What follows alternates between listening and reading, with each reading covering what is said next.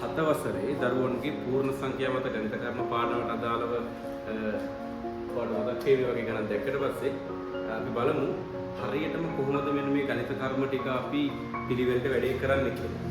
මේ වගේ ගණන් හදද්දී මේක නම් දරුවෝ බලයි හරිම ලේසි ගණනක්. හේතුව මොකද? 5 එකතු කිරීම 7 ගුණ කිරීම 2. හැබැයි පුතා ඔයා දැනගන්න මේකෙදි බොහෝ දරුවන්ගේ උත්තරේ උනේ මං හිතන්නේ මුලදී 5යි 7යි 12යි 12යි 12 වරක් 2 24යි. නමුත් අපි චුට්ටක් ඉගෙන ගත්තට පස්සේ වට මේක තේරුණා 24 නෙවෙයි උත්තරේ. මොකද බලන්නකො වෙනදී මේකෙදි පුතේ පොඩි නීතියක් තියෙනවා. අපිට මුණ ගැහෙන ගණිත කර්ම වලින් ඔබ දන්න වඩාත් ප්‍රබල ගණිත කර්මය තමයි වරහන් කියලා අපි කිව්වේ. හරි වරහන්. ඊට පස්සේ අපි කිව්වා බෙදීම සහ ගුණ කිරීම.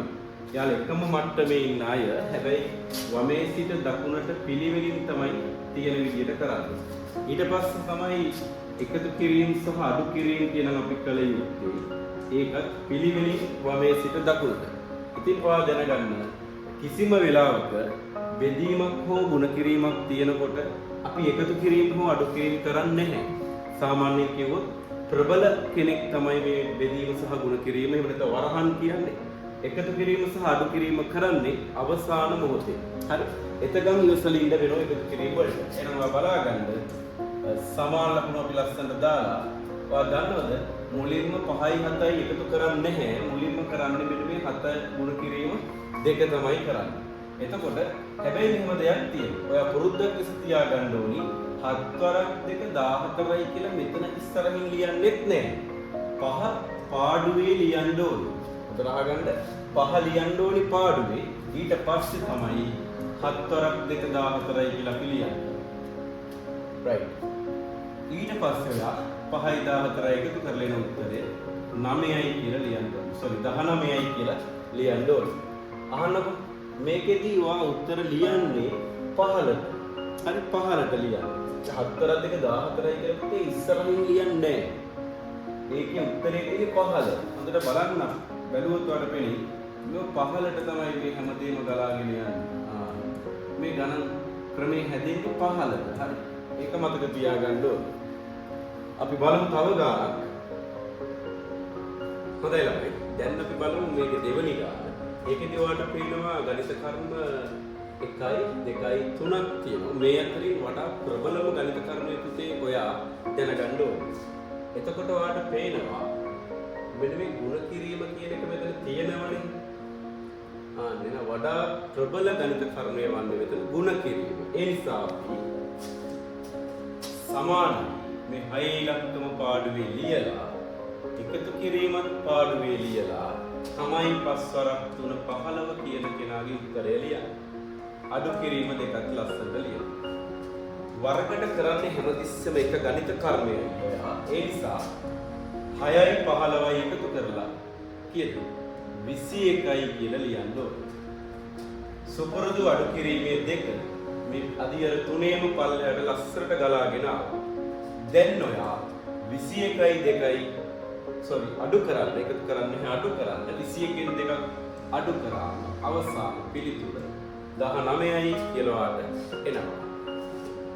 ගානකට මේ බලන්න.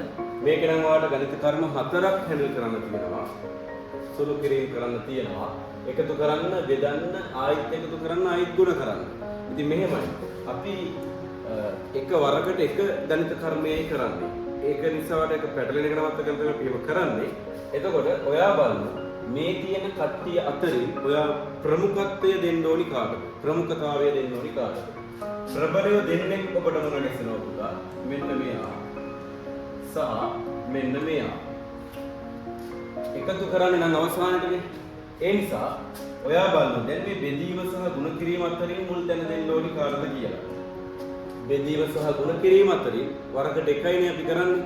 එක වරකටත් කමක් නැහැ. හැබැයි වරකට එකක් කරන දරුවෙක් ඉස්සෙල්ලාම කළ යුත්තේ මුලින් තියෙන බෙදීම නිසා බෙදීම ගුණ කිරීම දෙවනුවට කල් දානවා. හරි. එහෙනම් මෙන්න 4 එකතු කිරීම 16 බෙදීම දෙක කියන්නේ 8යි.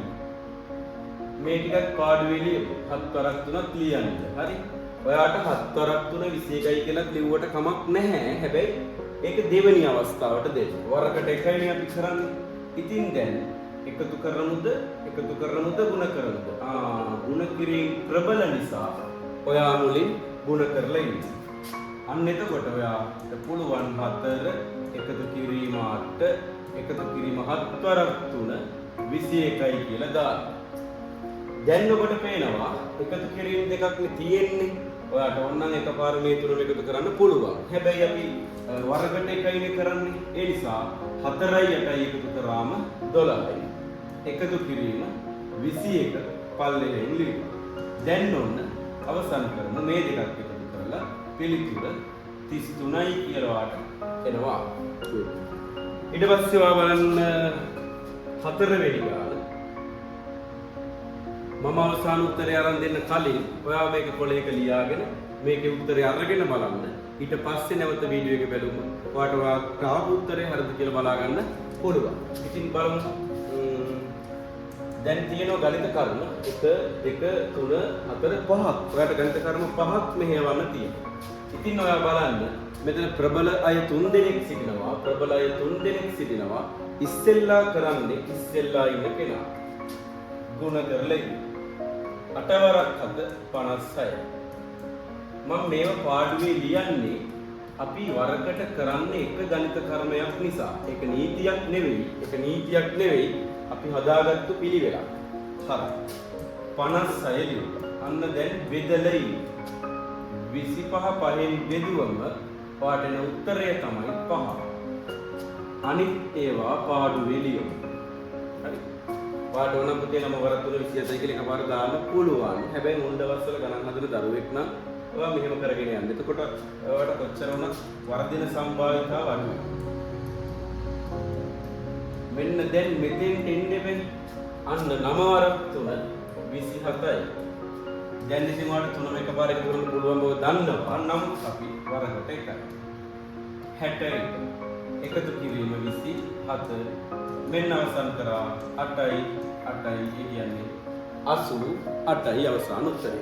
ඔන්නෝම තමයි 7 වසරේ දරුවෙක් පූර්ණ සංඛ්‍යාමත ගණිත කර්ම පාඩමේ වරහන් අද අපිට වරහන් තුන ගෙනුන්නේ නැහැ. වරහන් බෙදීම ගුණ කිරීම එකතු කිරීම සහ අඩු කිරීම එකම ගානක මේ ඔක්කොම තිබුණොත් මෙහෙවන පිළිවෙල ඉගෙන ගත්තේ. හරි.